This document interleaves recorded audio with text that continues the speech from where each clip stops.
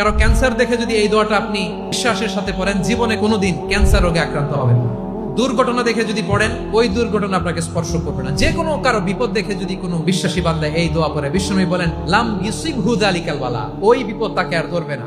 উফিয়া মিনহু মিন যালিকাল বালা কাইনাম মা কান, সে যতদিন হায়াত পাবে কোনোদিন ওই বিপদ তাকে স্পর্শ করবে না।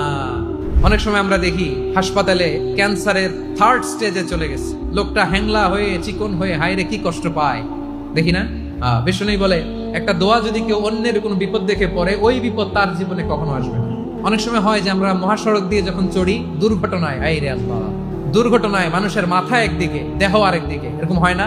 আল্লাহ তুমি হেফাজত করো। বিশ্বনবী বলেন এই দুর্ঘটনা দেখে কেউ যদি এই দোয়াটা পড়ে, তার জীবনে সে কোনোদিন এরকম অ্যাক্সিডেন্টের সম্মুখীন হবে না।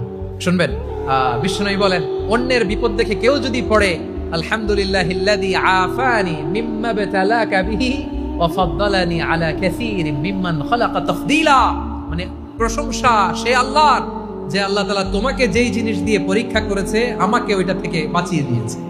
তোমাকে আল্লাহ যেই বিপদে ফেলেছে আমাকে ওই বিপদ থেকে তিনি মুক্ত রেখেছে, আর তার অনেক সৃষ্টির উপর আমাকে তিনি প্রাধান্য দিয়েছে। সুবহানাল্লাহ পড়েন।